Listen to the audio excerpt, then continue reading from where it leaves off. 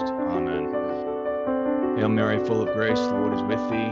Blessed art thou among women, and blessed is the fruit of thy womb, Jesus. Holy Mary, Mother of God, pray for us sinners, now and at the hour of our death. Amen. In the name of the Father, Son, Holy Ghost. Amen. Brethren in Christ, Laudetur Jesus Christus. I'm Timothy S. Flanders. This is the Mean of Catholic, and today I'm joined by Mr. Charles Coulombe. Mr. Coulombe, it is a pleasure and an honor to have you on the show. Well, it's a pleasure and an honor to be here. After a few years as a stand-up comic, Coulombe's first book, Every Man Today Called Rome, appeared in 1986. The succeeding 3 decades have been spent writing books and articles, lecturing, and in recent years, dealing with the internet. He has debated before the Oxford Union, spoken at universities across the United States, Great Britain, Australia, and New Zealand.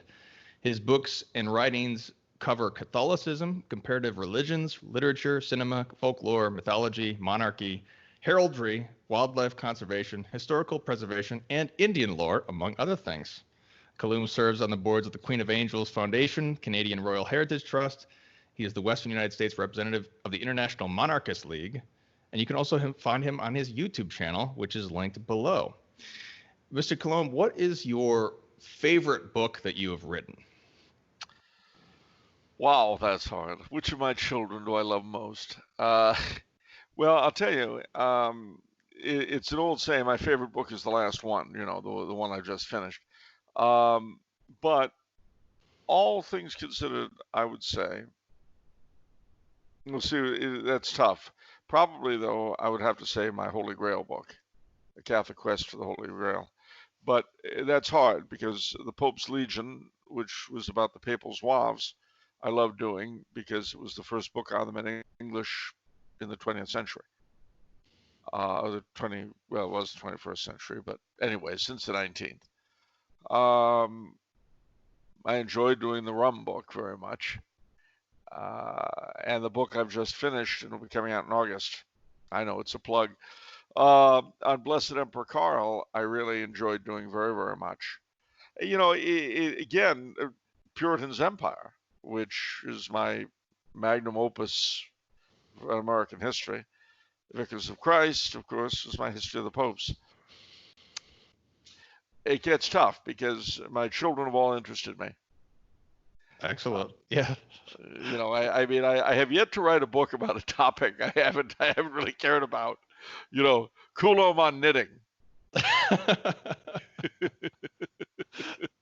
So the book on knitting is not forthcoming? Not anytime soon. I mean, if you can find a publisher who will pay me enough, but it'll cost them a lot. Trust me. Wonderful. Well, today's show is dedicated to America's first Civil War.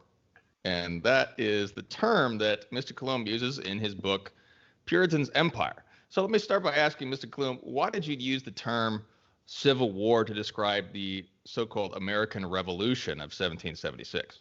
Well, because it was primarily a war between two sides of the same country. The Americans fought Americans. We forget that. But, for instance, just to bring it really close and home, St. Elizabeth Ann Seton's family were loyalists, as were the family that she married into, the Setons. Her father had been the chief medical officer for the British in New York. They didn't leave. Most loyalists did not leave, but 100,000 did. And that was a huge chunk of the colonial population at the time. And it included things like several entire classes from what is now Columbia in New York and Harvard University. The amount of talent that was lost to this country just in those 100,000 was huge. However, they did go on to found 3 other countries, so that's something, I guess. Anglo-Canada, the Bahamas, and Sierra Leone, just so you'll know. But it also, I call it a civil war because it was also being fought politically in Britain at the time. It actually encompassed the entire British Empire in different ways. And there were different things that fed into it because, like every civil war, it wasn't just one thing. Every civil war is a cornucopia of different causes that feed into it and end up deciding very often what side one goes into. I mean, to give an example that will not arouse this audience's emotions that much, take the English Reformation. Now that was, I mean, we think of it purely in its religious context, which of course is the most important, and which really helped to ruin the history of the world in a lot of ways. But it's important to remember that it was as much a political revolution as it was a religious one. And that is not to downgrade either one, religious or political. You know, as long as we're in the body, religion and politics can never be separated. And anyone who tells you they can is silly. We're motivated by these things all at the same time. And if you wonder how they can be so intertwined, try to intertwine them in yourself, and you'll find you can't. You really can't. So, in the case of the Reformation, it's interesting that the big civil war that had preceded it, the War of the Roses, had a substantial effect on the outcome of the Reformation. Why? Well, amongst other things, to Henry VIII, it could seem like the continuing concentration of power in royal hands that his father had done, Henry VII. Now, whether Henry VII would have agreed with his son, that's a whole other issue. And it's easy to be prejudiced because of what happened afterwards. I'm not a fan of Henry VII, but when I look at the figure, I've got to remember my own prejudices. And the important point here is that a lot of what had been the Lancaster party, of its descendants, the survivors and so on, rallied to the king in the Reformation in England. And a lot of what was left of the Yorkist party and their descendants were loyal to the old faith. Now, again, there are exceptions on both sides because these things are never straight, especially in civil issues. But there's a pattern. And again, it would also be inaccurate and distorting to say, well, obviously a Yorkist would keep the faith just to spite the descendant, the son of the victor of Bosworth Field. That'd be an easy and I think wrong way to approach it. But it's certainly true that such a descendant would not simply accept what Henry VIII said on its own merits. You see what I'm saying? These things are often much more subtle than we like to think of them as. And once again, the best example I could use, and I bring it up constantly, is you and me. We often don't know our own motivations for anything. So when we look back and we're trying to figure out with these people, who, being human beings, didn't know themselves very often any better than we know ourselves, it's important not to read into the motives that might not have been there, or that if they were there, might even have been concealed from them. Sometimes it's easier for us to see these things from the outside. It's a great paradox. You know, just like if you want advice, you go to someone else. You don't sit around thinking about it. What would I do in this situation? Well, if I knew what I was going to do in this situation, I wouldn't have the problem in the first place. That's why we go to other people. But you have constantly these paradoxes in human nature, and they affect not just the outcome of history, but they affect our reading of history. So, for instance, again using the Reformation, it would be very simple to then look back, knowing what we know about what was going to happen with the Reformation, at the War of the Roses, and say, well, the Yorkists were obviously the good guys because their descendants backed the church, and the Lancastrians were obviously the bad guys. But see, the problem with that reading is that Henry VI might very well have been a saint. And yet, that by itself doesn't mean that the House of Lancaster were right either. You understand what I'm trying to get across here. And our problem is we want to simplify in history, but to simplify is to distort. I think that is perhaps no more true than the American Revolution or First Civil War. Precisely. Precisely right. That is an excellent point about politics and religion and the nuances and difficulties of history. I want to ask one more thing about the Civil War, and then I'm going to go back to the Civil War in England that happened 100 years before the first American Civil War, because I think it was it John Adams that said it was made up of 1/3 patriots who were supporting the revolution, 1/3 loyalists who were among the colonists fighting against them, and then there was 1/3 that did not care and that did not fight. And then there were Indians and Africans who joined either side, depending on their local loyalties or local advantages to that. Is that an accurate picture according to the other sources? Well, let's put it this way. I think he kind of underestimates the loyalists. And also, it's important to remember that there were different degrees of loyalism. I mean, a good example we're seeing playing out in front of our eyes as we speak. You know, how many Americans are loyal to the old regime that I was born under? And by that, I don't just mean the governmental system. I mean the whole matrix of things. Right and left, we see statues being pulled down and so on and so forth and all that. And the local governments are doing nothing to stop them.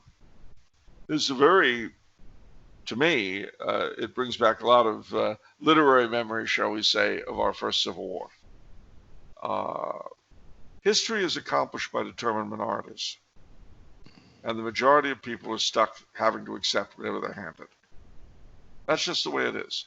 It doesn't always happen that way. Occasionally, majorities get very upset. When they do, it's never pretty. They squelch the minority, but good, that annoyed them. And then you have another set of problems. Because one thing history teaches us is that genies are easy to let out of bottles, but not so easy to push back. You know, it's great to say we've got to fight this. It doesn't matter what the cost. We'll do it. Yeah, well, you can say that, all right. And your children will get to gaze on the rows of graves you produced. So I think that Adams was, let's just say he was not erring. He was certainly not erring against the number of loyalists. He wasn't minimizing them. We'll put it that way. And I think what that points out too is that, like anything else in history, like any change in history, the revolution was not a democratic process, because historical change never is. And again, that doesn't mean it's good or bad. We have to avoid reading our own attitudes into things. We Americans today are taught to believe that in majority rule. I don't mean to say simply a majority rule as an ideal that we should approach, but also we're raised to believe it actually happens. And it doesn't really.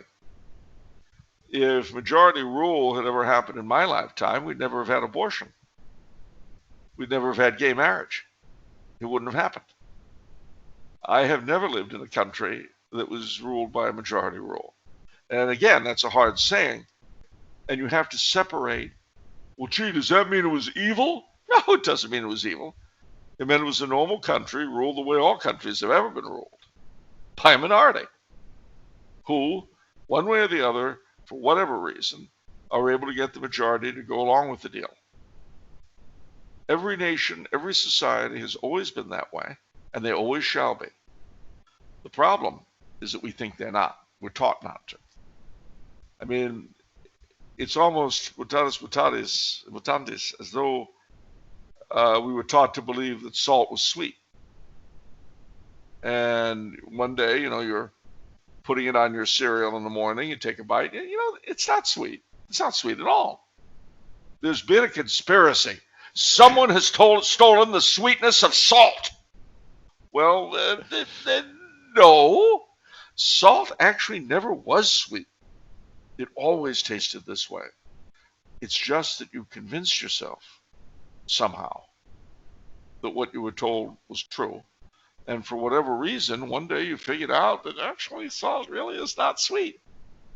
You could put it in your pancakes, you could put it in your coffee, you could put it in anything you like. It's still going to taste like salt.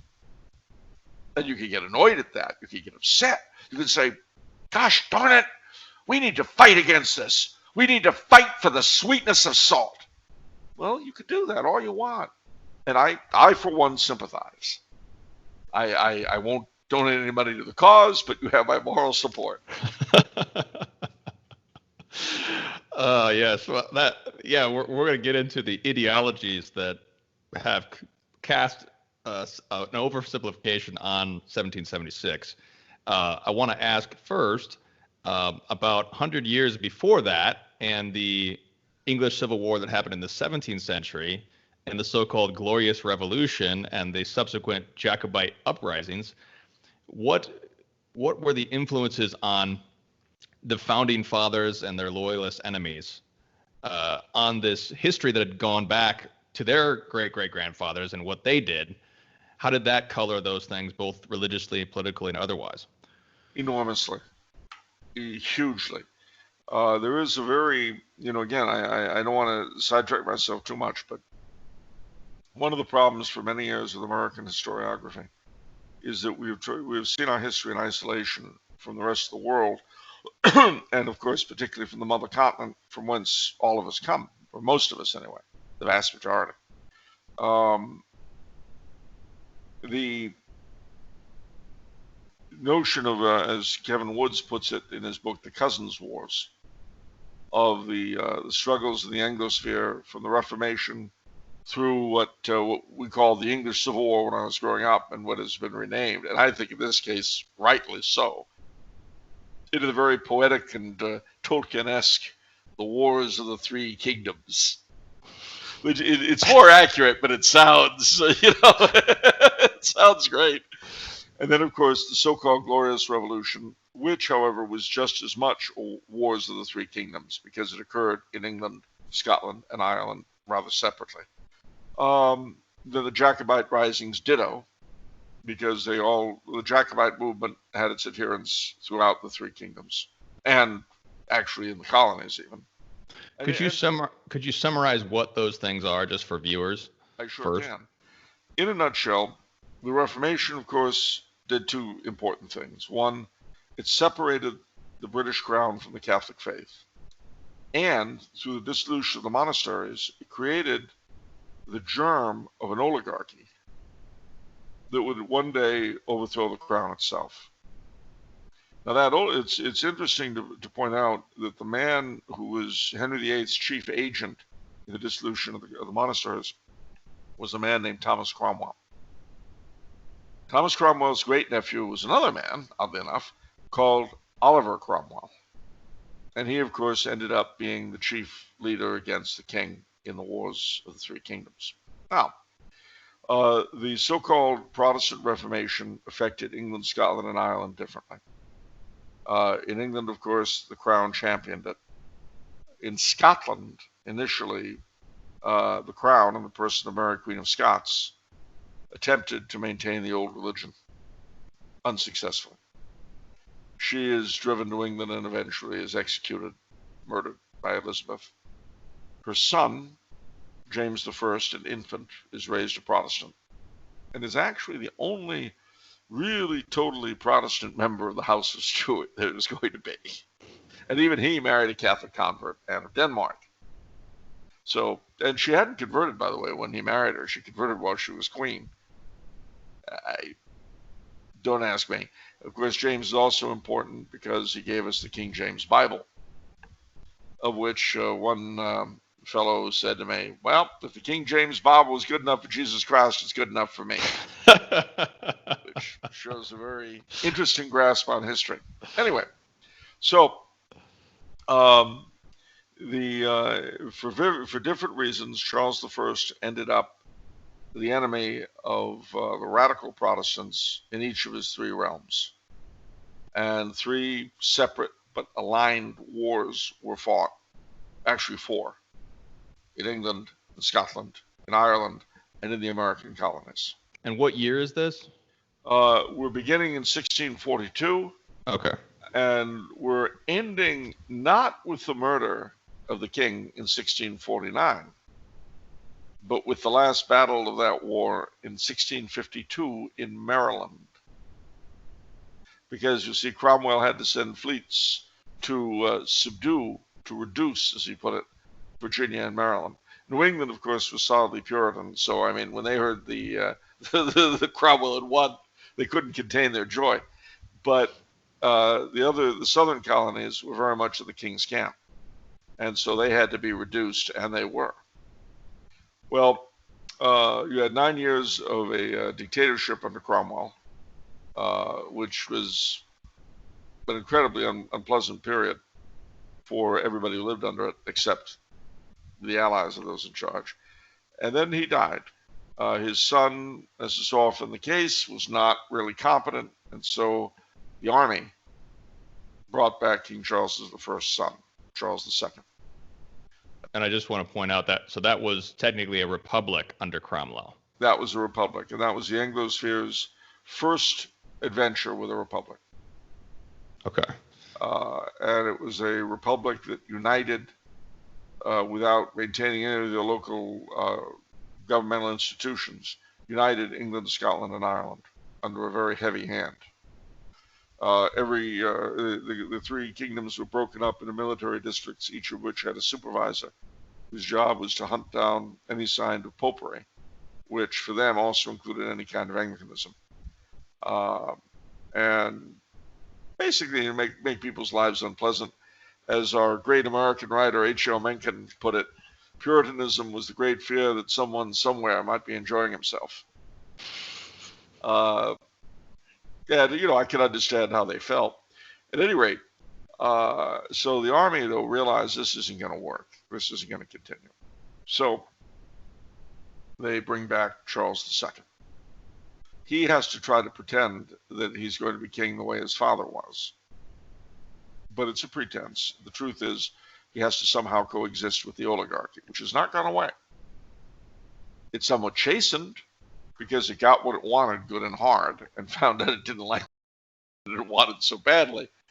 So under Charles II, he was able to sort of meander his way. He had a few close calls, the Titus Oates plot, under which St. Oliver Plunkett, whose day was a couple days ago, was murdered. But by and large, he made things easier for Catholics, and of course he converted on his deathbed.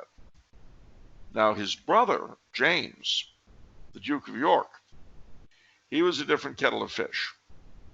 He was a very brave soldier, a very brave naval commander. He was the head of the Navy, which is why when the Dutch town of New Amsterdam was conquered, it was renamed New York after him.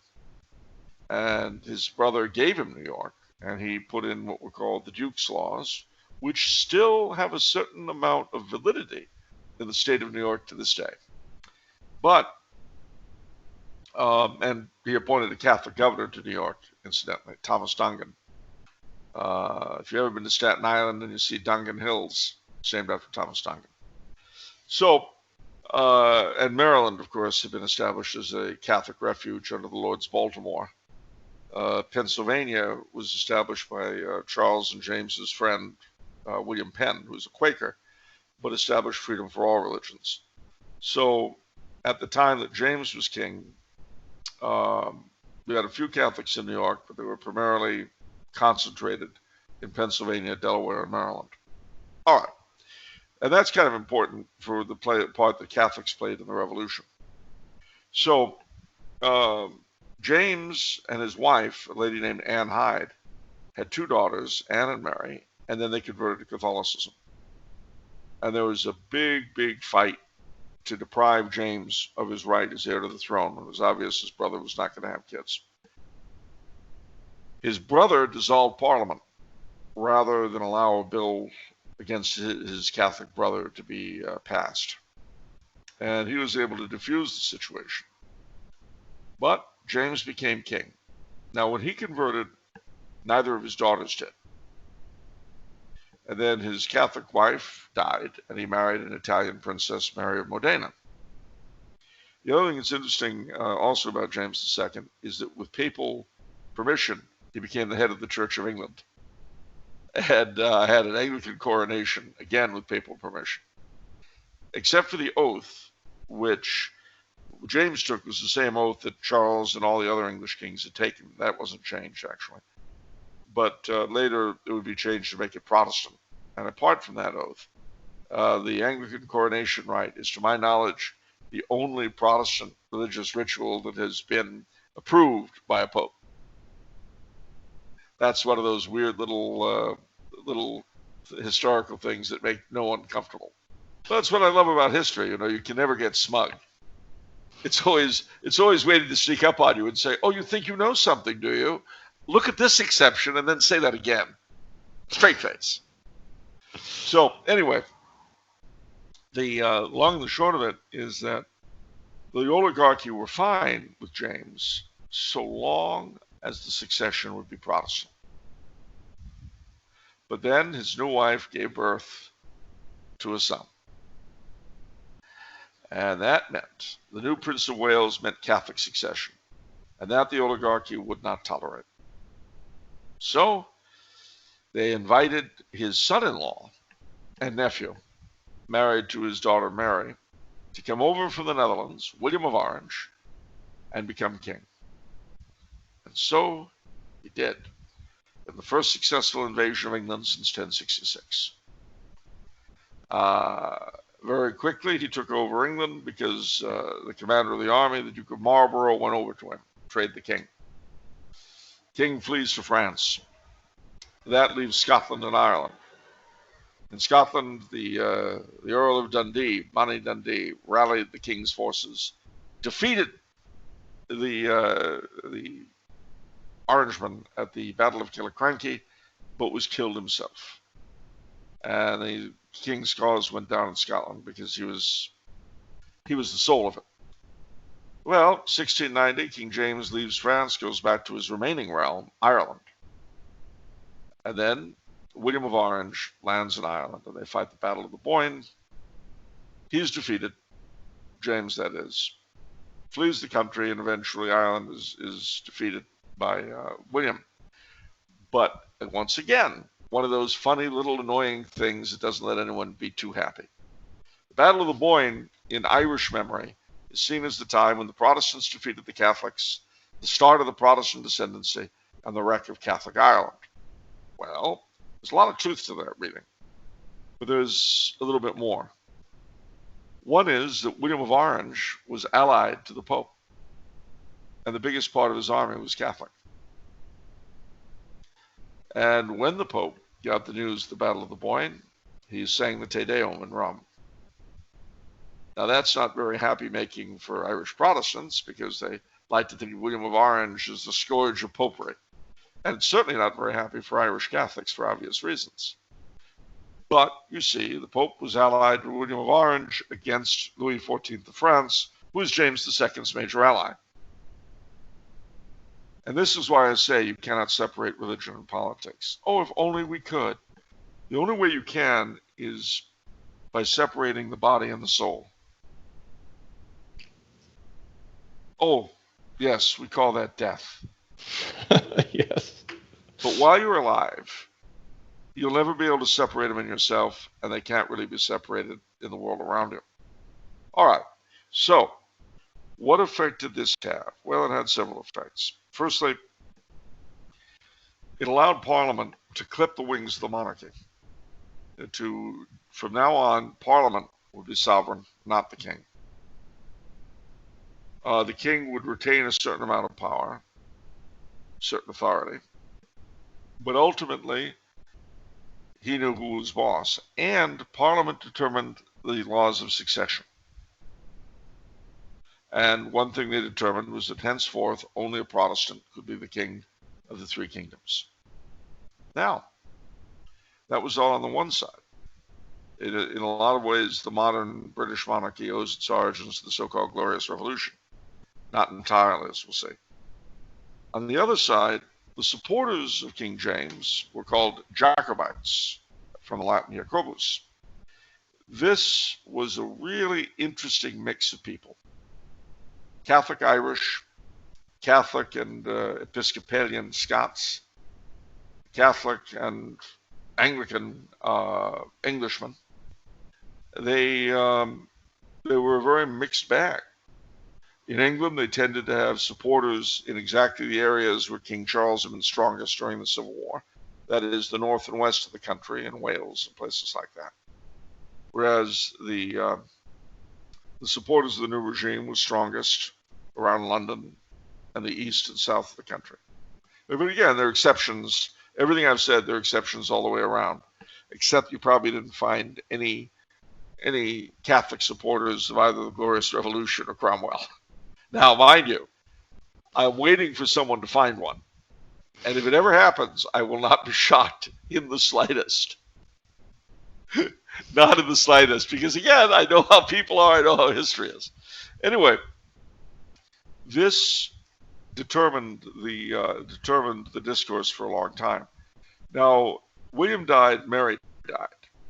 And when that happened, Mary's remaining sister, Queen Anne, became queen. She was an interesting character. For one thing, I believe she had kind of a bad conscience regarding her father, whom, after all, she betrayed by going along with her sister and her brother-in-law and becoming queen instead of her brother, who was the rightful heir.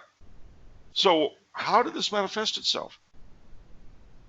She had a certain friendliness toward Catholics.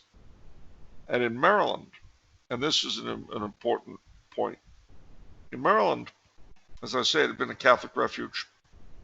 Lords Baltimore, when the so-called Glorious Revolution occurred, although the Lords Baltimore maintained their properties in Maryland, the control of the colony was seized and it became a royal colony. And they began, the local Protestants took over and began bringing in the penal laws from England piece by piece, not all at once, because Catholics were still a powerful element. So one by one, our rights were taken away from us by the legislature. Until finally, in 1708, they were all set to pass a law that would have made Catholicism completely illegal in Maryland. They passed it. The Catholics of Maryland appealed to Queen Anne, and she quashed it, which is why they called her Good Queen Anne. Now, she presided over cabinet meetings. She was still a very important factor in British governance. She was not all powerful by any stretch. She certainly didn't have the power her father had had, but she was by no means a figurehead. She died. Now, when she died, there was a Jacobite rising in Scotland and England by people who thought, right, she's gone, time to bring in her brother. But of course, the Parliament had ruled, the Whigs in Parliament, who had a majority and would have until George III's day, they had determined that the next heir to the throne would be the Elector of Hanover, who was a distant cousin, but was the closest Protestant. So they brought him over. Now, there was a teeny-weeny problem with the new king. He didn't speak English. I know what you're thinking. Why would that be a problem? Well, you're right. But what it meant was that he no longer presided over cabinet meetings, and the First Lord of the Treasury did, and morphed into the first Prime Minister, Robert Walpole. That is the beginning of the current British prime ministerial system. He really ran the country. George I would come over now and then, but he preferred Hanover. Meanwhile, as I say, in 1715, the Jacobites had revolted. They were put down very bloodily. They revolted again in 1719, put down once more. Well, James II had died. The little fellow whose birth had precipitated the so-called Glorious Revolution became James III as far as his followers were concerned. He lived successively outside Paris and then in Rome, and his exile court was constantly plotting to try to retake the thrones.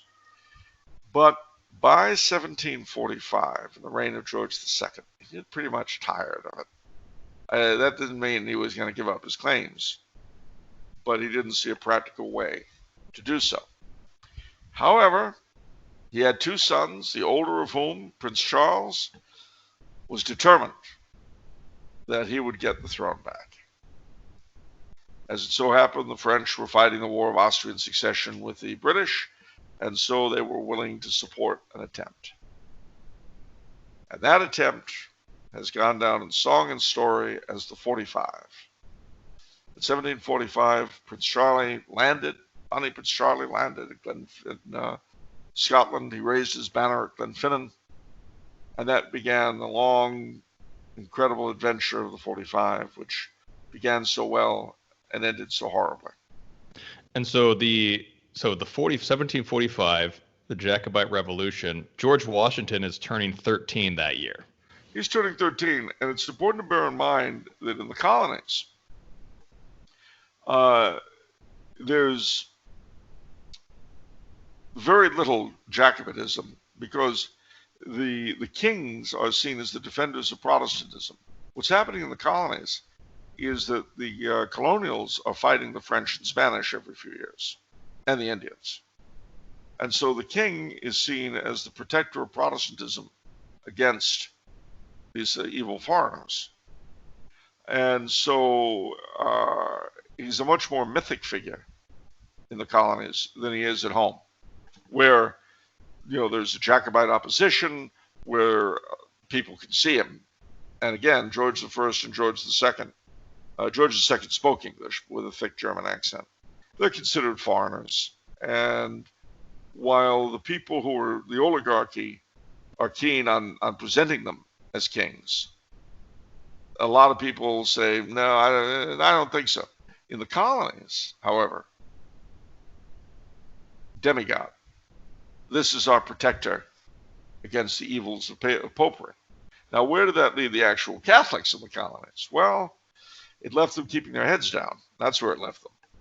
The ones in Maryland had already been through it when the 4th Lord Baltimore, the 5th, apostatized after his father died. He got Maryland back. But he had very little sympathy for his former co-religionists. So they kind of kept their heads down. In Pennsylvania, it was a bit different. The Penn family eventually converted to Anglicanism, but they maintained their ancestors' policies. So as a result, Pennsylvania became a refuge, not just for Catholics, but for every kind of odd sect, like the Amish, the Mennonites. That's why they're there now. The Schwenkfelders, there's a name for you. The Moravians. These folk all came to Pennsylvania in large numbers because the Penn family were like, look, if you don't disturb the peace, you don't fight with each other, do what you want religiously. We don't care. So 1763, the end of the 7 Years' War, there's been a few generations of the Protestant majority in the colonies who are, yes. So they're the Protestant majority. There's a great sense of the king is protecting us against these foreign papists, and we have been secure against papism since 1688. There's still been these Jacobite risings, so there's sort of a danger internally of papism. There's a danger externally of papism, and then they fight the 7 Years' War against the papists. You bet. And the crown wins. And so what happens in 1763 to take this situation towards further bloodshed? Well, several things. Firstly, by this time, you've got to bear in mind that all 13 of the 13 colonies were very different from each other. And this is important for the formation of the American character, just, among other things.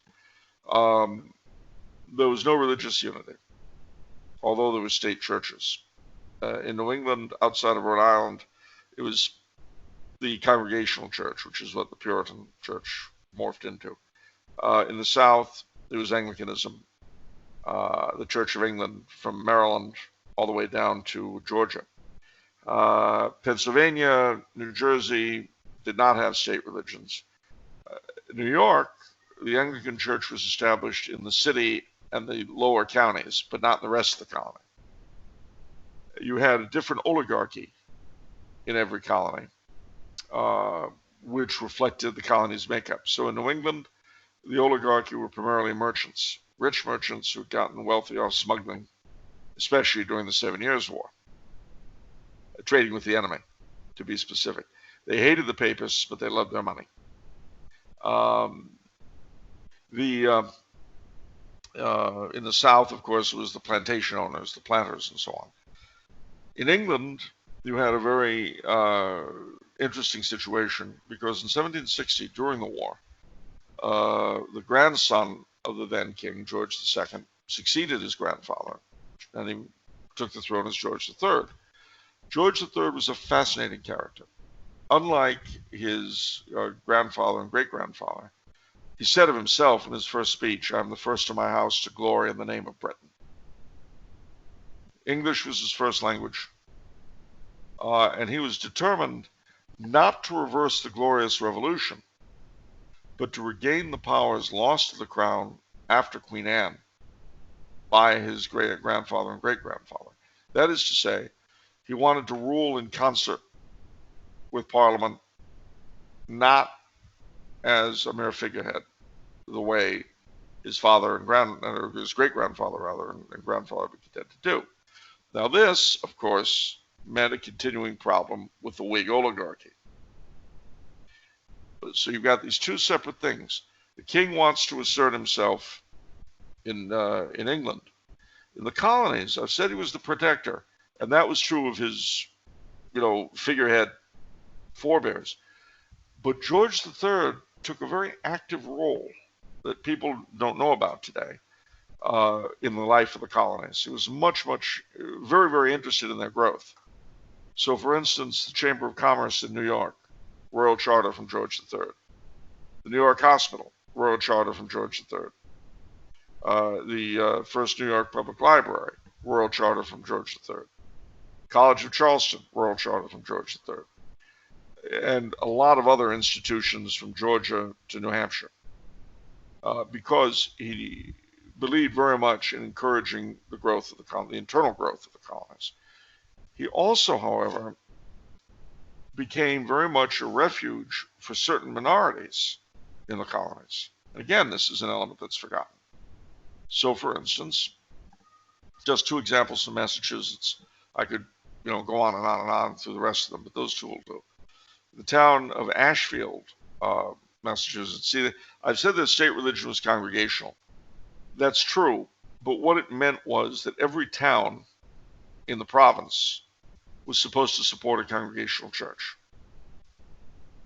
Now, the congregational establishment in earlier years had persecuted the Baptists and the Quakers as heretics. And it's interesting that the first group of Baptists to come to the South, really the foundation of Southern Baptistry, came from Northampton, Massachusetts in 1720. And they went to the frontier of North Carolina to try to get away from the Congregationalists. But I mean, it's weird the way these things work. So actually, we think of baptistry as the Southern religion, but it's actually New English. Rhode Island was the cradle of baptistry in the United States. And that's where the first Baptist congregation is to this day. Anyway, so what happened was that a group of Baptists in Massachusetts had gone out to the frontier, as it was then, to a town called Ashfield. Well, they wanted to settle a minister, which was what the law required, but they wanted to settle a Baptist minister. Well, the provincial government in the assembly in Boston, dominated by the local oligarchy, the Hancocks and so forth, said, no, you're not doing that. Our law requires that it be a congregational minister. You all can have a Baptist minister, but you'll support him out of your own pocket, not from town funds. Well, they appealed to King George III, who said, no, you want a Baptist minister, you'll have a Baptist minister, which caused a lot of resentment, as you can imagine. At the same time, out on Cape Cod, there were and are a tribe of Indians called the Mashpee, who are remnants of the Wampanoags that fought King Philip's War and all that. But the Mashpees had and have a separate settlement, but in those days had no self-government. They were under a commissioner appointed by the government in Boston, and they just had to do what they were told, basically. So the tribal elders appealed to the king for their own government and their liberty, and George III granted it. Well, interesting enough, when the war broke out, the Mashpees sided with the rebels, and the first thing that the government in Boston did was end their autonomy. Virtue is its own reward. But at any rate, so George III then played multiple roles before this time. The other thing was that, and I should mention this, after 1745, a lot of Jacobites, including the extraordinary Flora MacDonald, who had brought Benedict XVI over to Skye when the cause collapsed, emigrated to North Carolina on land granted them by the king. And in return, they swore allegiance to King George. And later they would fight for him in the Revolution. And that's the great thing there, is that the great irony is that most of the actual Jacobites who were present in the 13 colonies at the time of the Revolution became loyalists. And it's interesting because reading backward, people like to think, oh, well, they were Jacobites, they must have been against King George. Well, no, because he had not only spared their lives, he had given them land, and they swore allegiance and they kept their oaths. Well, you got to remember that too. Every office holder swore an oath to the king. And oaths meant something then. I know, we swear oaths to the Constitution today, and we know what that means. But once upon a time, oaths actually meant something. No, I just thought I'd point that out. So, well, honor was the thing. We've gotten past it now. I think the Supreme Court ruled it unconstitutional. I don't remember. Yeah, anyway, honor. Who knows, whatever that means. I don't know. But oddly enough, to bring it to the point, as you know, an unfortunate affair with a young Colonel Washington out in the Ohio country started the French and Indian War, the 7 Years' War. The first European war started in America by this young Virginia militia officer, George Washington. So the French, Canadians, and the French were defeated, my ancestors, Plains of Abraham. And this altered the dynamics of things hugely, because by the treaty that the king signed, he promised to treat his new French and Indian subjects as though they were his own born. Now, this was a big revolution in everything, because so late as 1755, for refusing to take an oath to the king that required them to give up the Catholic Church, the Acadians in Nova Scotia were thrown out by the British and scattered all along the coastline from Maine to Georgia. Eventually, most of them either went back to the Maritimes, or they went down to Louisiana and became the Cajuns. But that shows you how, as late as that, the British government would step on Catholics they were suspicious of. But now, the king has sworn that he will defend the rights of his new subjects. Well, as you can imagine, these are the same people that his existing subjects in the colonies have been fighting constantly, even if they traded with them illegally. Now, the other problem, at the same time, is that war was extremely costly to Britain. And the continued defense of the colonies against the Indians, the continued maintenance of the Royal Navy cost a fortune. And the colonies paid nothing. All the British expenditures during the war, there was nothing there. So after the war, you had three different dynamics going on. One, successive British governments tried to come up with a way not to get the colonies to pay their fair share. Nobody ever thought about doing that. What they wanted was a symbolic gesture to reassure the people of Britain that they weren't carrying the entire weight for these freeloaders. Now, the other thing to bear in mind, too, is that the vast majority of internal taxes, in fact, all of them, that were paid by the colonists were levied not by the king, but by the colonial assemblies. But the colonial assemblies, for the most part, were only voted for by a minority of local white men. So, in other words, the vast majority of people paid taxes, but were not represented. So were all of the founding fathers oligarchs? Yes. So they were oligarchs imposing their own taxes on their own people. Yeah. Exactly right. Most of whom could not vote for those taxes. So in other words, I don't mind taxing the people below me without having them represented, but I bitterly, bitterly resent having it done to me. And were all the founding fathers not only oligarchs politically, but economically? This is something you point out in your book. Basically, the wealthiest people who had gained power through their wealth. Yeah, I mean, the four wealthiest men in the colonies at the time the war began were George Washington, John Hancock, Philip Schuyler, and for our purposes, extremely important, Charles Carroll of Carrollton, the one Catholic amongst the founding fathers. So let me ask you this. I know from 1763, so there's this shift where the king and the crown has been a defender against papism. Now they're saying it's going to be a defender of the papists, whether they're Indian or French. So that's a big shift. And then later we have the Quebec Act as well. Yeah. But I want to frame this question as we get into the First Civil War, talking about the sort of ideology that colors this. There was a book that came out over the past 10 years about back when the Tea Party controversy was raging.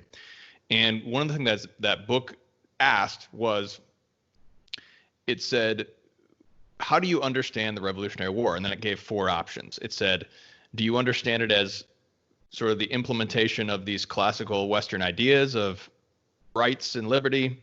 Do you understand it as a Masonic takeover of the social kingship of Christ? Do you understand it as a bunch of slaveholders securing their economic interests and businessmen and wealthy people? Or do you understand it as just simply an Enlightenment takeover of Locke and Rousseau? And I thought to myself, well, all four of those are to varying degrees true historically. Yeah, I would agree. So to choose any one four as the defining element is basically an imposition of ideology on the history. Yeah, and as I said earlier, to simplify is to distort. Because again, you got to bear in mind that nobody, well, or I can't say nobody, but very few people wake up in the morning and say, I'm going to do evil today because I'm evil. And I want to do evil stuff so that I can be really evil. There are very few people like that, I have to admit. Not many. And so all of us justify whatever we do in religious and political terms. And of course, we're all operating out of only the highest motives. If you don't believe me, ask us. So I believe that there were elements of all those present. And it's what makes the First Civil War such a fascinating thing. In some ways, more fascinating than the second, although the second was far from dull. But by the time the second came along, the dynamic had emerged. Here, it was being set up. So you've got that problem there. Also, I've got to point out, George III was very much in favor of Catholic emancipation in Britain and in Ireland. As a result, he was very popular among the Catholics of Ireland and England. He appointed the first Lord Lieutenant St. James II, who was actually popular, and went out into the countryside with his gorgeous wife, the Duke of Rutland.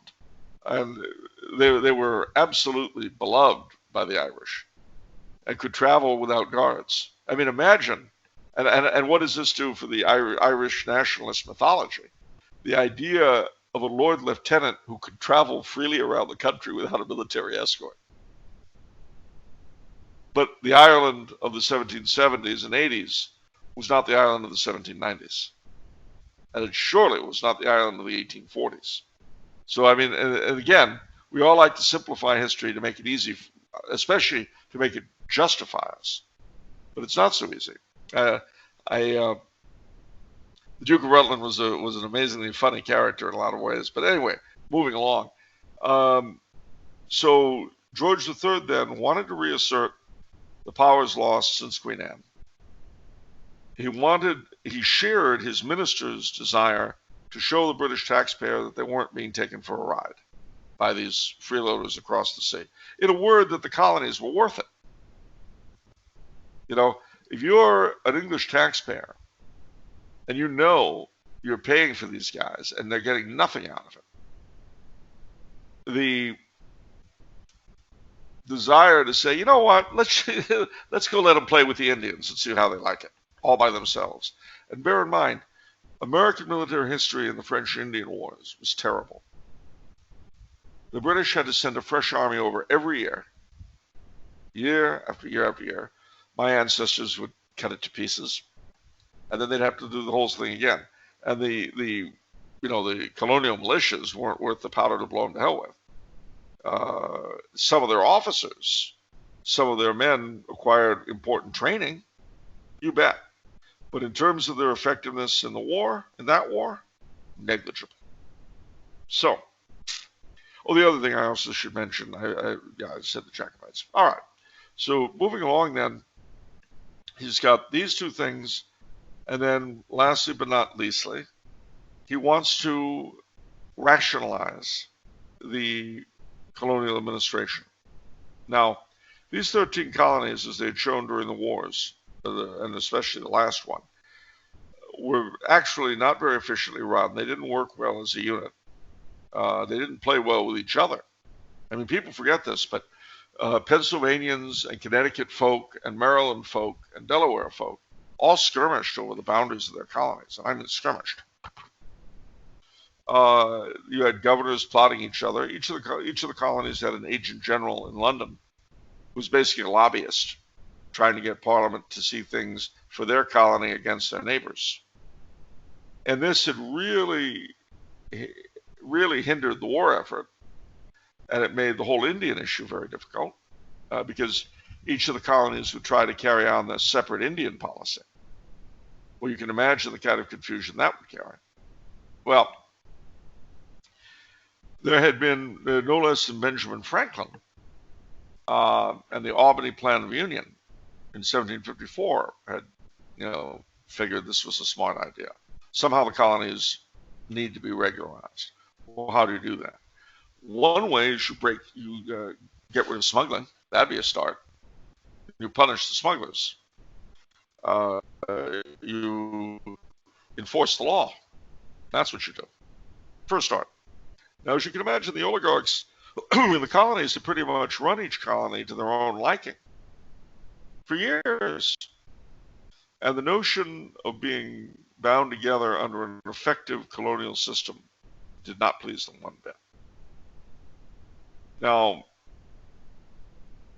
you can go back and forth on the whys and wherefores, but remember too that these were very educated men, and especially after the Quebec Act, when the king, amongst the most fervent Protestants, began to be seen as the defender of Catholicism, that damaged his demigod status tremendously.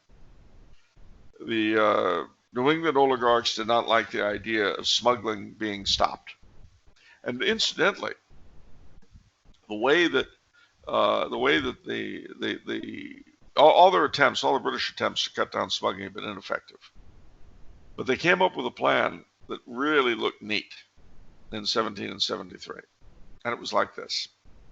The East India Company in India was on the verge of bankruptcy.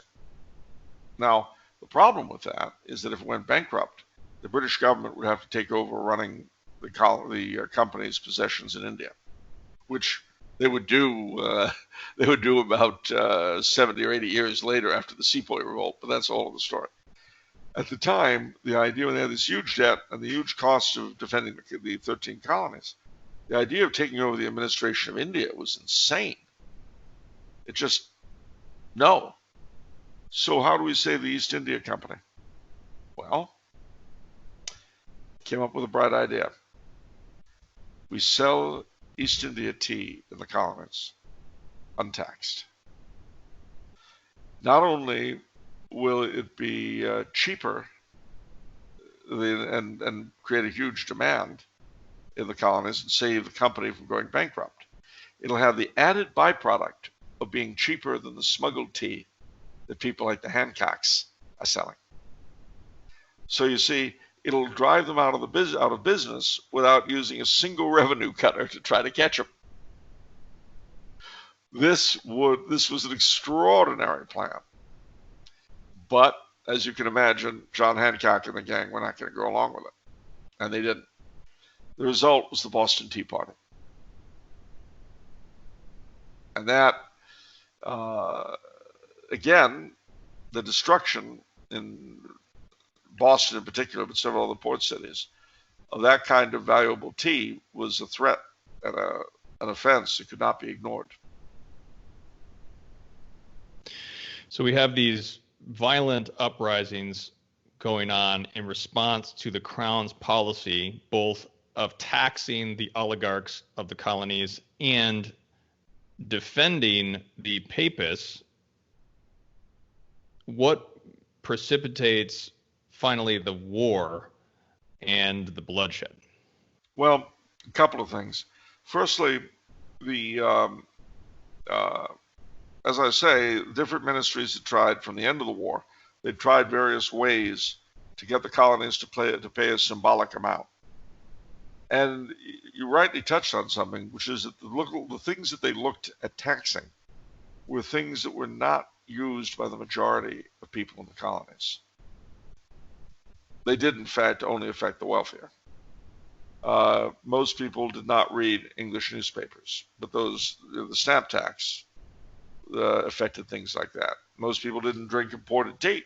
Most people didn't have leaded windows.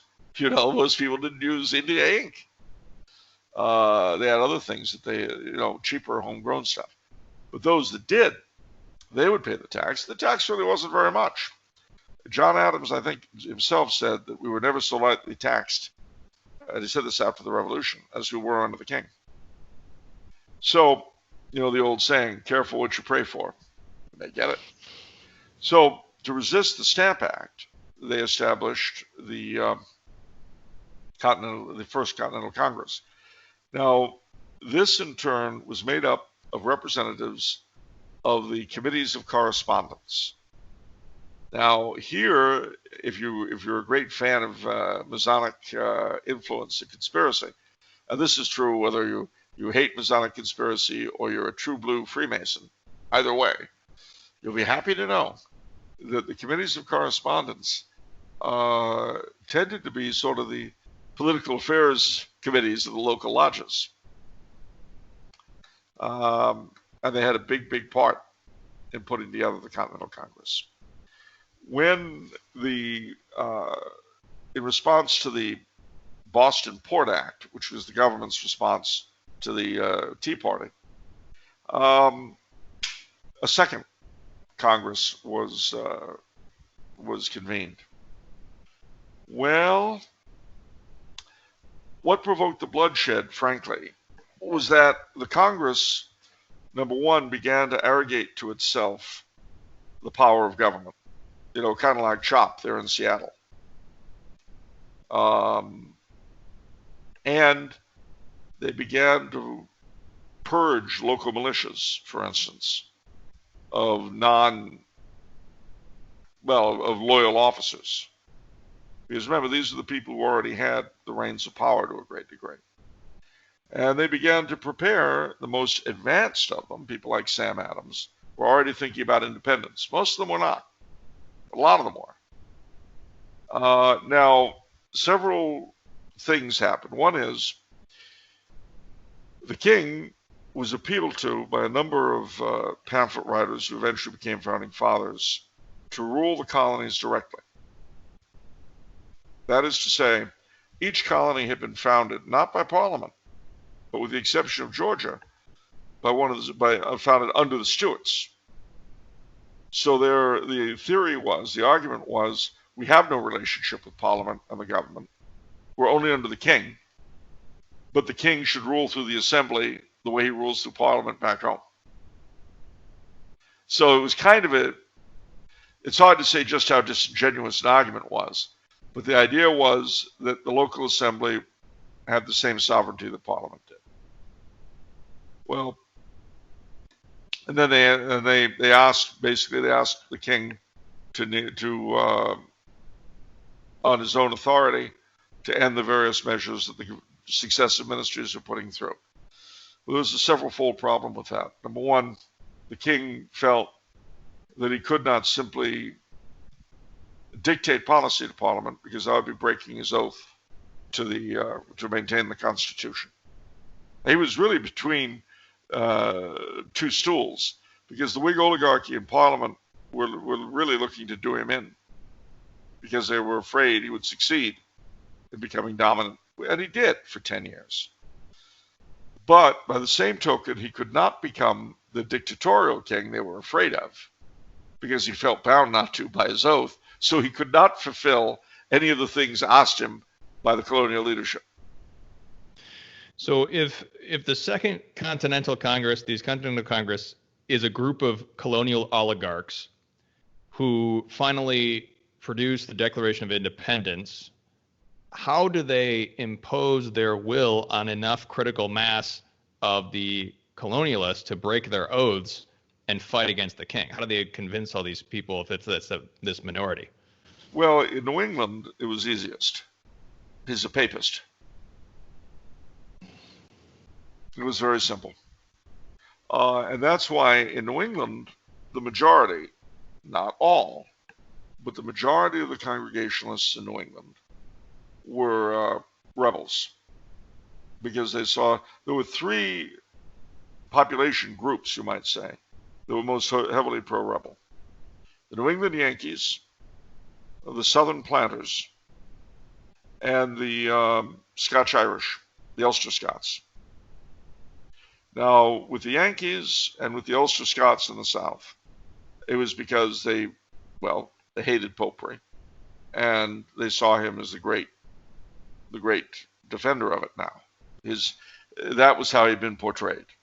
So, for instance, when the Quebec Act came out, his statues were festooned with rosaries and things like that. And he started getting his image burned on Guy Fawkes Day, that sort of thing. But Southern Planters was a little more complex. They were very much used to running their colonies, that's true. But they also were in debt up to their eyebrows to local merchants and the merchants back in England. And one thing a Declaration of Independence would end up doing for them is voiding their debts. And interestingly, their grandsons would get to do the same thing with the outbreak of the Second Civil War.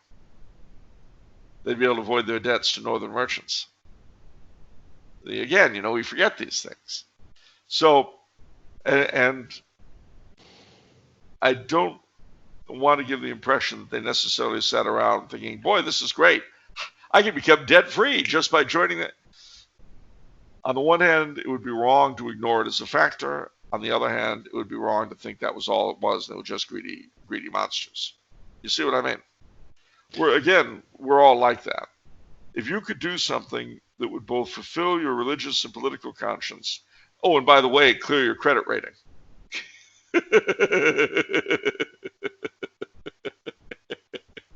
That's a great one. So what everyone wants to know, what really was the influence of Freemasonry and anti-Catholic propaganda in the First Civil War? Well, it was pretty high for a while. Firstly, and let me just conclude my thought, and then I'll ask the question. So as I've said, in the North, the Congregationalists were Calvinists, tended to be pro-rebel. There were some interesting exceptions. The Anglicans in New England, who were a minority and already kind of smacked around quite a bit, tended to be loyalist. But in the South, where the planters were all Anglican, and the merchants they owed money to tended to be Presbyterian Scots, there the Presbyterians tended to be loyalist, and the Anglicans tended to be rebel. So you see, these factors differed from place to place to place. And then, as I say, in the backcountry, the Scots-Irish tended to be rebel because they were Presbyterians, very devout.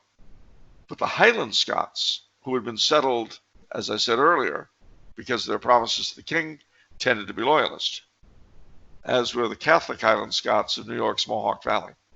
They were all loyalist. All right. To answer your question then, about Masonry. First thing you got to bear in mind is that from the origins of Masonry in the 17th century, it became in the English-speaking world very much a part of the establishment. So the Masonic Lodge number 1 in Boston, the Grand Master of the Lodge at the outbreak of the Revolution was Dr. Joseph Warren, who we may remember as the hero of Bunker Hill. But a lot of British officers belonged to it. General Gage belonged to it. And the thing about Masonry is that it always presents itself in English-speaking countries as a supporter of the establishment. So in the United States today, Masonry trumpets its republicanism and the Stars and Stripes and its part in the Revolution. In the British Commonwealth, it trumpets its loyalty to the Crown. So to this day. So I mean, you've got an organization that's far from monolithic. Now, I'll leave other people to fight over how sincere it is in either profession, but that's the way it is. Masonry is a big chunk of the establishment at any given time in the Anglosphere. And there are a lot of reasons for it. Amongst other things, they were very, very much into the views of the Enlightenment. That's for sure. John Locke was a big influence on Jefferson. In fact, I just wrote a paper for school on the influence of Locke on the Declaration of Independence. And my summation is basically that if the Declaration of Independence had been not the Declaration of Independence, but had been an academic paper for a university, Jefferson would have been dinged for plagiarism. I show you that chapter and verse, other than the fact that he was a much better stylist than John Locke. The Declaration it's Locke. I mean, people have talked about the influence of Bellarmine and so on and so forth. Well, it'd be nice to think so. But then you have to counter that with Bellarmine's spirited defense of monarchy as the best form of government, which of course he picked up from St. Thomas Aquinas. What Bellarmine would have thought of the Revolution, I think, is very debatable. I think Locke would have had an easier time of it because a lot of his career, a lot of his writings were spent justifying the overthrow of James II. And from going from appealing to the king to rule the colonies like Charles I did, his opponents then switched and said, well, he's like James II, and we need a second glorious revolution to establish the sovereignty of Congress. Okay, so there is a strong factor of trying to maintain the glorious revolution against the Catholic Jacobites and the old order, because it appears that the new order of Puritan Whig Protestant domination is threatened by George III. Exactly. So on the other hand, oh, go ahead. Sorry. No, which was in fact not really true. I mean, not in the sense that they presented it for propaganda reasons. He didn't want to be James II. He wanted to be Queen Anne. But go ahead. You're saying. Well, I was gonna ask. On the other hand, to what, and you touched on this, to what degree are certain Catholic ideas present in the oligarchs and the patriots? Are they drawing on anything Catholic here?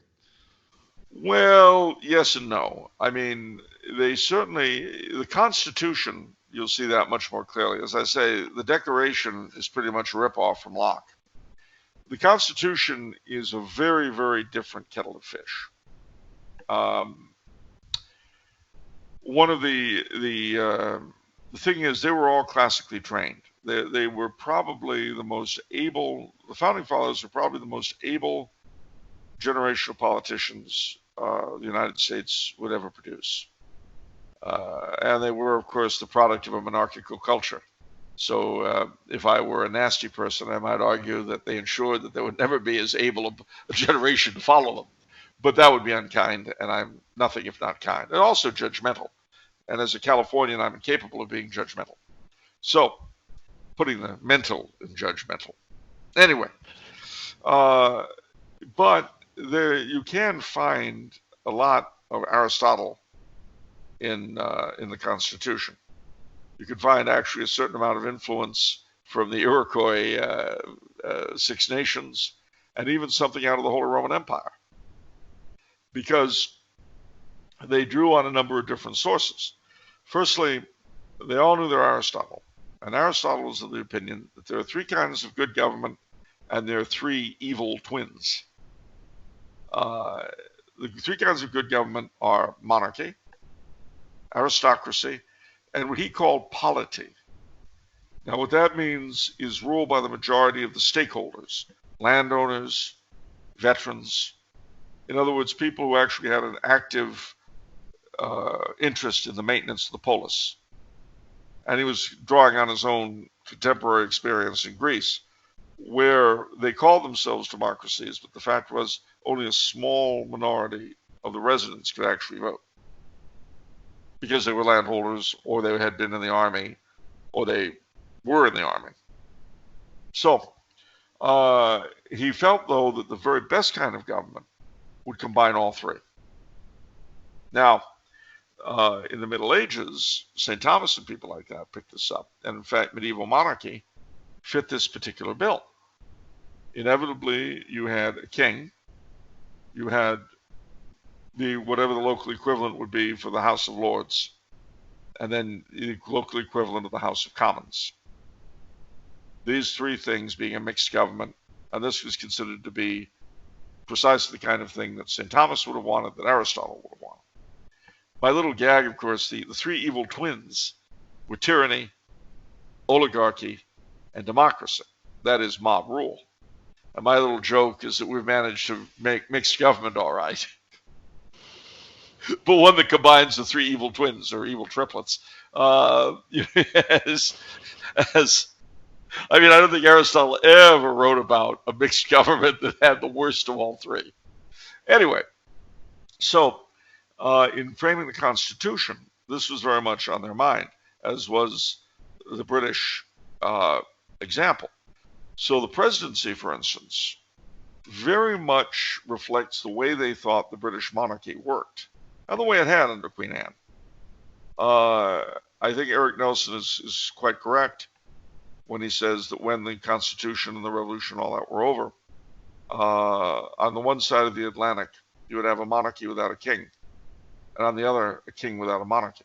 Because, of course, the first Civil War, the American Revolution, soured the king on Catholic emancipation because he felt betrayed when Britain and France came into the war. And it destroyed his political attempts, so the Whig oligarchy reassumed control.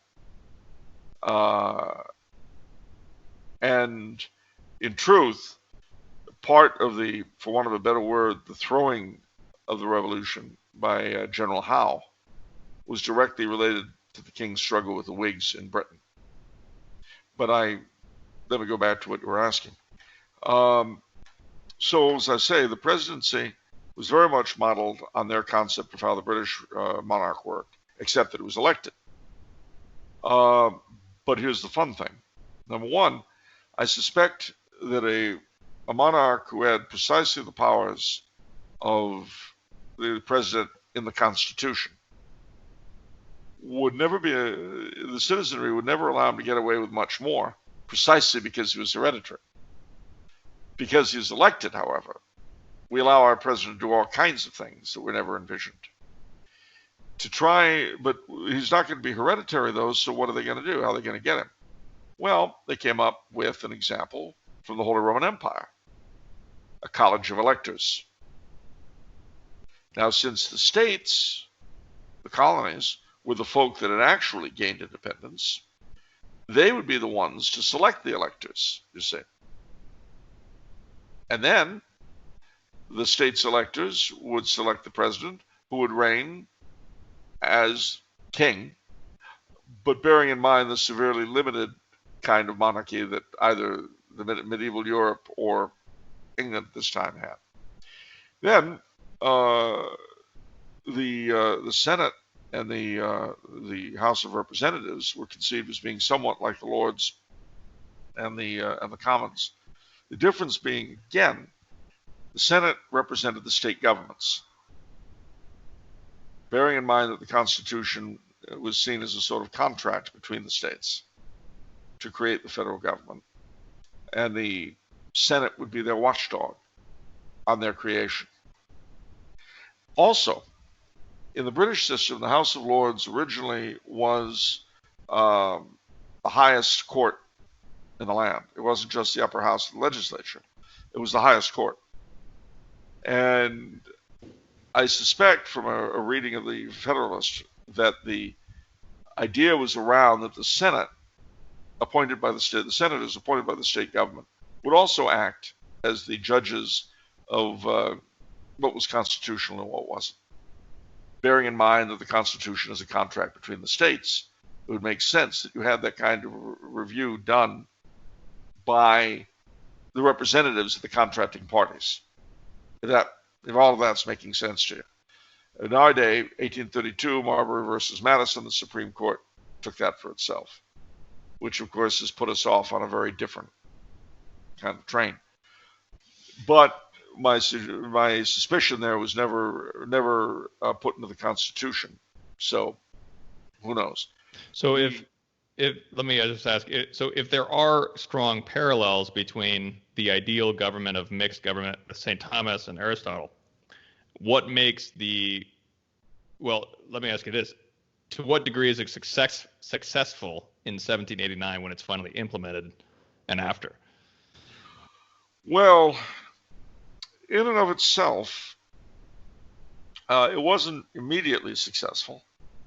It took a lot of selling, hence the Bill of Rights. Hence my native state of New York only signing on the proviso that they could secede if they did not like the outcome. One of the things that really helped secure it was a simple stroke of genius, and that was George Washington as the first president, because he was extremely popular. And I have to say, Washington was an interesting character as a French Canadian. I'm kind of miffed with him about starting the French Indian Wars, of course. But everyone presumed at the end of the war that he would simply take over as a military dictator. And when George III got the news that in fact he had stepped down and refused to become the ruler, had stepped down and returned to Mount Vernon, George III's response was, if this be true, General Washington is the greatest man of the age. And, love him or hate him, he had qualities that you simply can't ignore. You can't ignore the fact that he kept the army together when everything was falling apart. More than any other single individual, he was responsible on the American side for the rebel victory. I have to say on the American side because there are a couple of things that have to be borne in mind. One is that had Howe done his job, he'd have caught Washington and ended the thing very shortly after the battle of the seizure of New York. 3 times he had Washington and the army in his grasp, but 3 times he let them go. And when he returned home after he retired, he returned home to Britain. He was a member of Parliament on the Whig side. He had to face a parliamentary committee of inquiry. And they said, why'd you let, why'd you do that? And his response was, the answer to that question is political, and I choose not to give it. So he was basically a Whig trying to help the Whig cause against George III, who was reasserting his monarchy. Precisely right. And in so doing, he betrayed his king and country. But he was a key factor in the revolution succeeding. The other key factor, without which it couldn't have, eventually they would have lost sooner or later, were the Spanish and the French intervention. Because the Royal Navy was Britain's ace in the hole, and the French and the Spanish negated it. Now, while it was great for the rebels, and was really the single major factor in their victory, although obviously there were others. And interestingly enough, just as the last battle of the Three Kingdoms was fought in Maryland, the last battle of the American Revolution was fought in India. You see, we forget that it was a world war. And the French and the Spanish and the Dutch who came into the war were fighting the British, not just with Rochambeau, in Washington, and Galvez taking the West Florida and all that, attacking the British western posts. It wasn't just that. They were fighting the British in the Caribbean, on the high seas, in Africa, in India, and in Europe. So, and then the straw that broke the camel's back was the League of the Armed Neutrality, which started out with Maria Theresia of Austria, Frederick of Prussia, Catherine of Russia, and eventually brought in every single one of the other nations of Europe who were tired of their shipping being disrupted by the war. And they basically told the British, if you don't quit by this and such a date, we'll all join the war. Well, that was that. But while Louis XVI was therefore as much a father of the United States as Washington, it didn't do him or France any good at all. Because, this is a great irony, as soon as he became king, he began putting through financial and military reforms, which were sufficient to allow the French to defeat the British. But it bankrupted the country. And so a few years later, a big volcanic eruption in Iceland, causing the failure of the French crops. That bankruptcy prevented the royal government from being able to either feed or succor the starving population. This in turn required the calling of the States General and the beginning of the French Revolution, none of which would have happened if he had stayed out of the war. And they didn't get anything out of it. They didn't get Quebec. They got nothing. So, and nothing except the undying gratitude of the Americans toward the Oh, well, maybe not that either. But, so having said all of this then, the Constitution, as it emerged, was so successful because Washington became the figurehead. First in war, first in peace, first in the hearts of his countrymen. So let me wrap this up with one last question, and that is in the context of Pope Benedict saying in 2007, he said that Vatican II, to a large extent, looked at the history of America as an ideal secular state, which helped the fathers of Vatican II shift their opinion of the modern world towards sort of one of pessimism to one of optimism. And so my question is this: in the American Civil War of the 1770s and 80s, to what degree is this war a just war, or what are the factors at least included in that consideration? And what are the factors in considering this establishment to be an ideal secular state from the Catholic point of view? Well, those are two very good questions. The first, I would have to say, was it a just war from the Catholic standpoint or a just rebellion? No, it was not. There was nothing the king was, first and foremost, there was nothing the king was doing to endanger the Catholic faith, quite the contrary. In fact, he risked his crown because of it. He was not levying, as William Cobbett says in his History of the Protestant Reformation in England and Ireland, he compares the Declaration of Independence to the declaration in 1688 against James II. And he calls them both monstrous exaggerations. And it's true.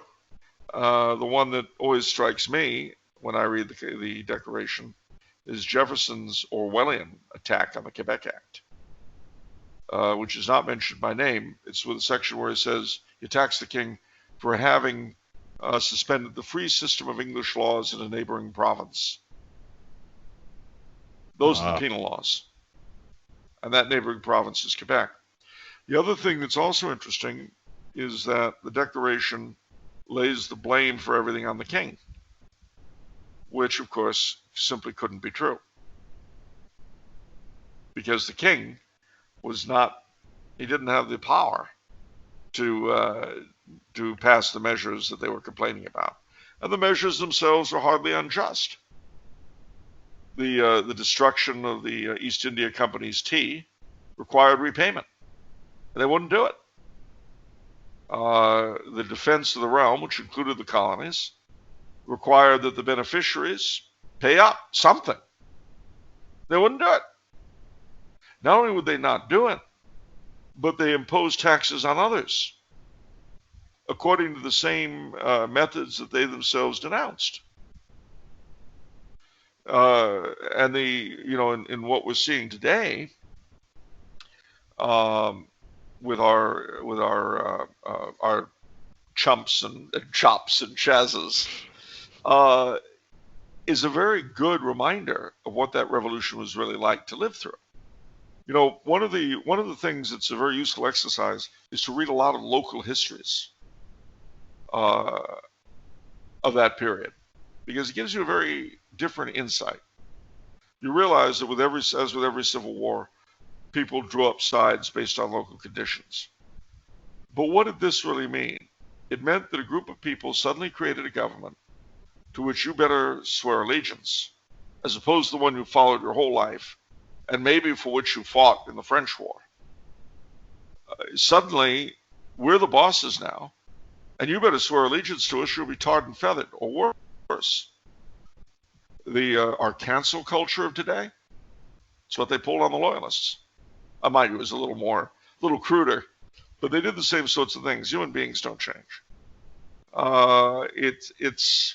You read what was actually done, and it's horrible. Completely unjustifiable. Now, that's reading backwards. Obviously, everybody thinks they're right. And everybody thinks anything they do in a cause they believe is just must be true and good and just and wonderful. But I would say, objectively speaking, that was not the case here. Now, as far as the second question goes,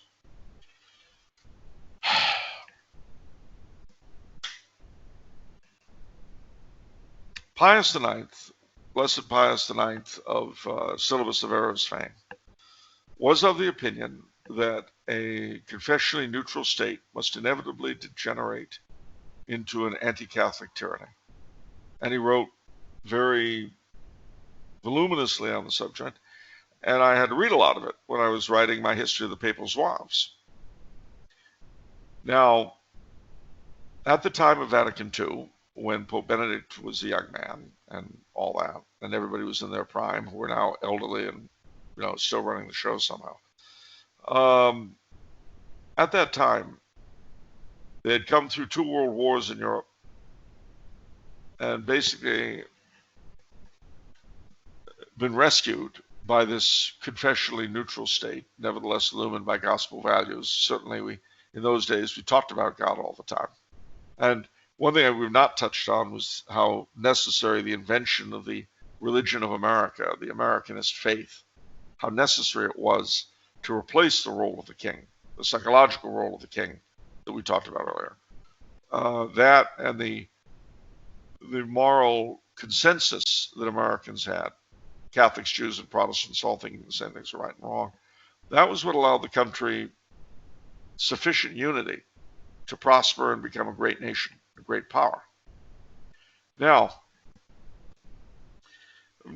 that's regardless of the historical truth of that religious narrative of America. It really wasn't true, but it did the job, so to speak. Kind of the way Shinto managed to work for Japan for a long time. Well, by the time Vatican II rolled around, the United States had saved Europe in World War II. Catholics in America, the church in America was the wealthiest segment of the church, universal. It had bailed out the Vatican in 1928, one archdiocese. One archdiocese bailed out Chicago, bailed out the Vatican in 1928.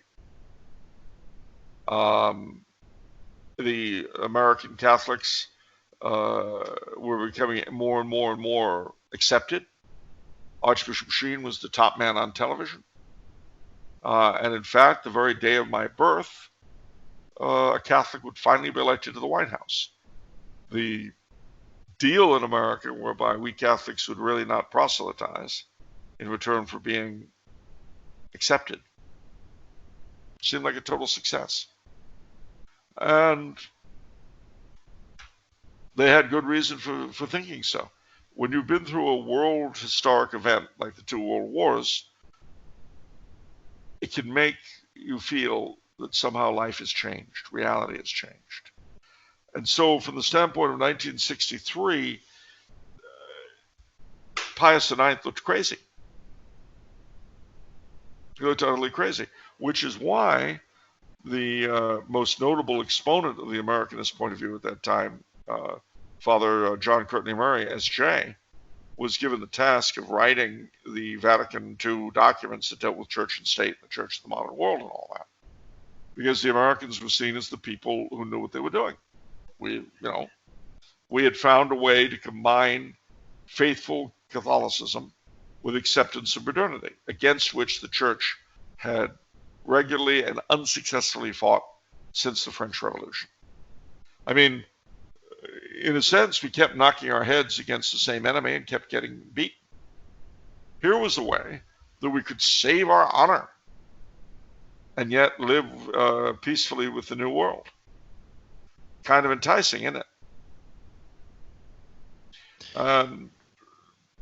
Again, if you look at the man who more than any other single person turned the Society of Jesus into what it is now, Father Pedro Arrupe, S.J., he was a witness to the atom bomb in Japan.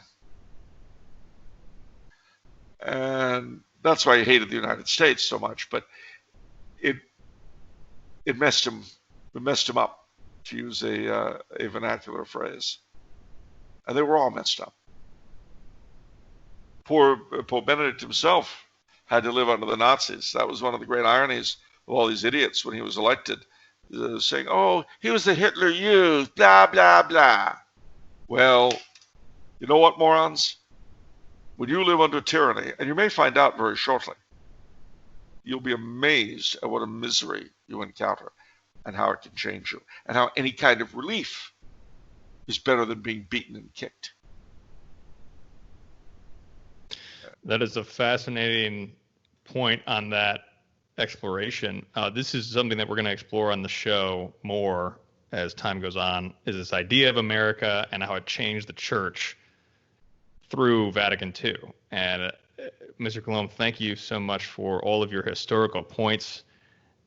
As you, more than anything, you've discussed how history is not ideological, it's not simple, and there are a great deal of complexities, and especially when we look at this and apply it to the post-conciliar past 60 years, it becomes especially pointed. So you can purchase Puritan's Empire, follow the link below on the show notes, Mr. Coulombe's book on the American history, and you can also purchase his newest book in August, which will be coming out soon. So, Mr. Coulombe, thank you so much for coming on and sharing your knowledge with us. Thanks for having me. I mean, there is another point I should make, though, and it's a very important one. Whether you, whether you're a total Americanist and wave the flag, or you think the American Revolution was a Masonic plot. However you feel about it, it's something important to bear in mind. And this, by the way, was a point I tried to make in my book, Star Spangled Crown, an exploration of what a future American monarchy might look like.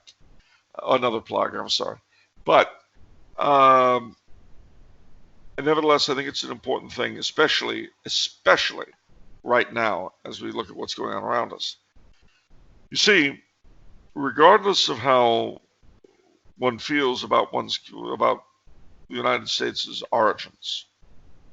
No matter how you feel about her second Civil War, no matter how you feel about her record regarding the Indians or the blacks or the Catholics or the Jews, regardless of any of that, and above all, regardless of whether or not you think she has lived up to the ideology that she is supposed to represent, the one that claims that she is the shining city on the hill, the last best hope of mankind. And yet, the flip side of which is, if someone comes to think she isn't, then they think she's evil. That's wrong. The whole kit and caboodle. On this day before the 4th of July, and the anniversary of the Gettysburg Reunion in 1913, when the old Confederate veterans relived Pickett's charge and ran into the arms of the old Union veterans. I mean, one of the greatest accomplishments of our country was overcoming the hatreds of that war in such a short time. Almost unparalleled on the history of this planet, to my understanding. What is important is that under God, the Constitution gave us a chance to proselytize, to evangelize this nation. And we did not do it. But regardless of all of it, it's still our country. It's the country that God created for us to live in, that He brought our fathers to. Many of them died for it. To love a country does not mean loving its government. It doesn't mean loving what its masters claim as its animating spirit. To love it is the thing itself. The land where your fathers died, or the land which if you came to it, has given you opportunity. Its principles may be completely wrong. If you were a Japanese Catholic, you'd have a hard time dealing with Shinto. Indian Catholics have a very hard time dealing with Hinduism, which devout Hindus and Shintos would say, well, you've got to be one or the other of those. You can't be a real Indian or a real Japanese. Well, the hell with that. And just as Catholics who want to evangelize Japan and India are the very best Japanese, the best Indians. So, Catholics who love their country and want to evangelize it are the best of Americans. To see what's going on now, to see these idiots, these morons, ripping not just Columbus and the Confederates, but everything down. The way for them was prepared by the notion that our country has no value unless it lives up to the American dream. Because their idiotic professors in university taught them that it hadn't, and so something new must replace it. It was something new and unknown, something strange and bizarre. Whatever you say about the Founding Fathers, when they were putting together the Constitution, they racked their brains to try to come up with bits and pieces of things that had worked before. These morons, they're attracted to stuff that hasn't worked in 1,000 places across the planet. And they want to drag us down the way Russia was dragged down, and China, and it's utterly horrific. So, what is the answer? Well, prayer and evangelization. And above all, remember something else, ladies and gentlemen. The patroness of the United States is Our Lady of the Immaculate Conception. So pray to her. Every one of the states has a patron saint. Pray to the patron of your saint, the patron saint of your state. And if you have one, pray to the patron of your city, your town, your county, certainly your parish patron. And when December 8th rolls around, I mean, tomorrow's anniversary, I'll have to admit, I appreciate it as an expression of the Americana that exists. I would be lying if I told you I was a fan of the event it commemorates. But I love the 4th and the fireworks and the parades and all that. Of course, I also know they were direct steal from the King's birthday, where they used to do precisely the same stuff, and they just kind of switched it laterally.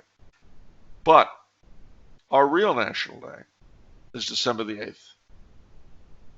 So when the Immaculate Conception rolls around, ladies and gentlemen, I mean, tomorrow, if you're not dodging mobs or, trying to keep your parish church from being burned down or something, if you're not doing that, enjoy the fireworks, have those picnics and barbecues, go to the parade, do all that stuff. But December the 8th is when you should really be sure to put out the flag. Really, really commemorate what's best in this country. I'll finish just by saying, because I go on this topic, I'll finish by saying that in a real sense, we are the Pinocchio of the nations. A wooden puppet that has never yet been a real boy. What we need is not a fairy. What we need is the faith. Just as it created France and Spain and England and Italy and all the other countries of Europe and elsewhere, Peru and Mexico for that matter, Quebec, so too, the faith, if it ever envelops this country of ours, will transform it into something, into truly a land for heroes. And with that, I thank you. Thank you. That's the perfect way to end this, to pray for the evangelization and conversion of the American people and the American nation. So let's pray in Our Father for that intention and for all of our brethren throughout the land, fighting against the Marxist uprising and holding to the best of what America is. In the name of the Father, the Son, the Holy Ghost. Amen. Our Father, who art in heaven, hallowed be thy name. Thy kingdom come, thy will be done on earth as it is in heaven.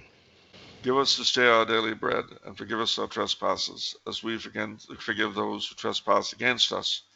Lead us not into temptation, but deliver us from evil. Amen. Our Lady of the Immaculate Conception, pray for us. In the name of the Father, the Son, the Holy Ghost. Amen.